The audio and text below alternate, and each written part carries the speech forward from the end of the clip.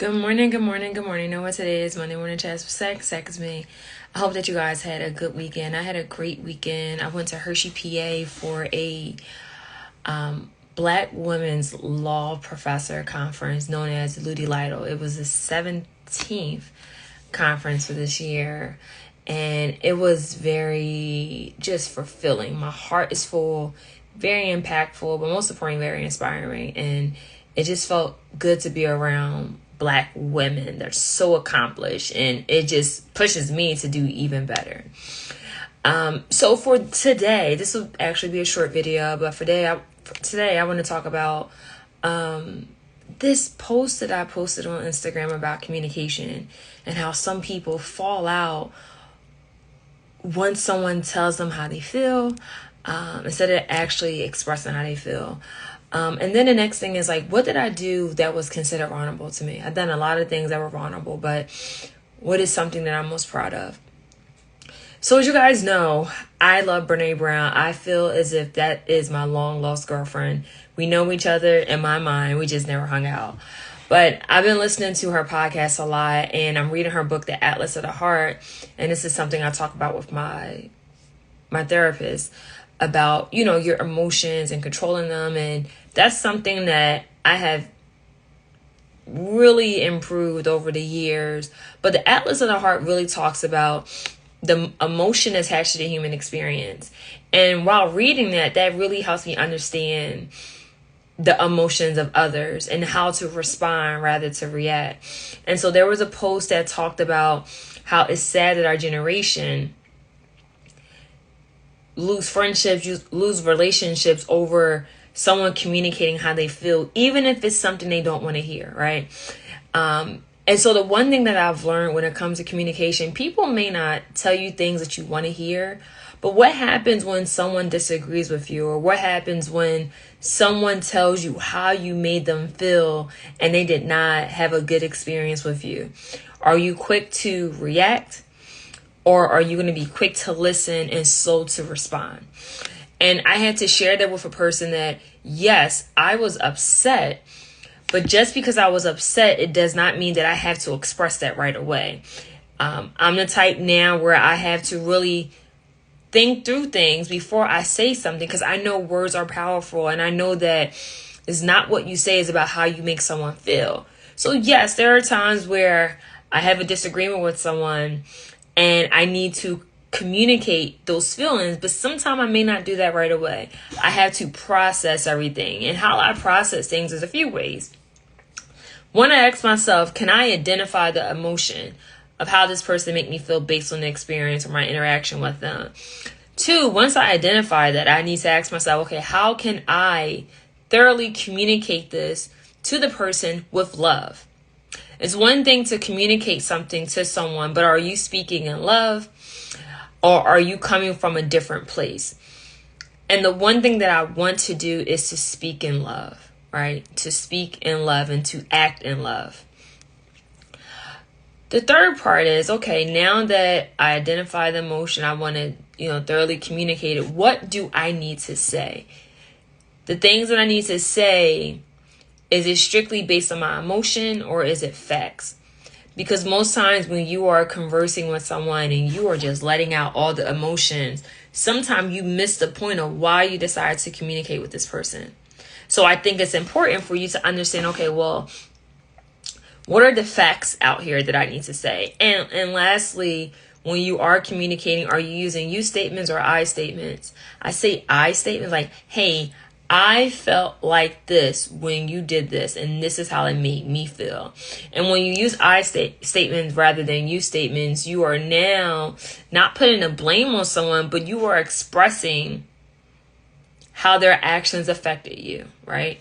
And I think that's a better process. Over the years, I have learned that just because I have a disagreement with someone, it doesn't mean that I stop caring about them. I still care. We just have a disagreement. At this point in my life, it's about me understanding what you did not like, or what did I do to make you feel a certain type of way? Because if I care and I love you, I'm willing to change that behavior. And then you have to ask yourself, when people are telling you about yourself, I can assure you that that was not the first time that someone communicated that same thought. And so if someone is telling you how they're making you feel and you realize that you heard this from other people, you should really look at yourself and figure out, what do I need to do to change? What are the necessary steps? And maybe you don't have the necessary steps, but are you willing to seek help to get the tools so that way you can be better instead of being stuck in your own ways? Now, there's people where the relationship is at its end and you may not care how they may feel, but you still want to express yourself and act in love. I think one of the most radical things that I've done this year was realizing that a person that I know, and we've known each other for a short period of time, was emotionally unstable. This person, their stories kept changing over and over and over again. And I told this person that, hey, yeah, your comments on how you feel about me, it just doesn't matter. It just doesn't matter. And I haven't spoke to this person since, I want to say, May. And it's a relief. So I'm at the point where I can agree to disagree with you. And if you're telling me about things, I'm willing to make that change. But it doesn't mean I love you any less. I'm willing to make that change if I care. If you notice something about me, hey, I'm willing to make that change because I care. But I also have this concernment and ask myself, this person that's telling me things, is it coming from a good place? Or is it coming from a place of emotions? Or do I really want this person in my life, right? Because if I don't want this person in my life, no matter what they say, and especially if they're not mentally stable, I can't really validate what they have to say. So yeah, keep that in mind. And last thing, what have I done that I think was very vulnerable? I think one of the most things I've done that was very vulnerable to me was to let my law students know that I failed the bar exam. And, you know, as a professor, you're put on this pedestal and you're deemed as super smart and you don't make mistakes and you know it all. But what happens when you tell a student that you made a mistake? I told my students I made a lot of mistakes in practice, but I told them I failed the bar. Now, law school prepares you to take the bar exam. And I was nervous to tell students that because I did not know how that would make them feel, considering that I am their professor at the time. And I realized that with being vulnerable is about being courageous and it's about taking risks. I didn't know their reaction. Their response was, "Professor, can you give me some tips?" And I never thought that I would get that from them, but that's exactly what I got. And so I challenge you that being vulnerable is scary because you think about the risk. You think about what happens if the things that you had planned out in your mind doesn't go out as well. But you will never know unless you try, right? I did that. I was vulnerable with telling my story about failing the bar. I'm vulnerable with people that I care about and not being afraid to share that. I understand that vulnerability is not a story that's meant for everybody, but in order for you to establish great connections, vulnerability is not a want, it's a necessity. So keep that in mind. That's all I have to say. I most likely will have a part 2 to this video, but it is Monday, so I would like to shout out to all the dope men out there. You are amazing. You are great. You are phenomenal. I've been hearing this a lot from men, or just, I really don't care about the men that are relationship gurus on podcasts, but people that I've been in conversation with, is that I do pray, and this is for men, especially black men. I do pray that you find the strength to be courageous and to be brave and to be vulnerable. You can be courageous without being vulnerable. Yes, I'm sure that someone hurt your feelings. I'm sure that someone broke your heart. I'm sure that you did not get the job that you want at one point in your life, and maybe you're still trying to reach to get that goal.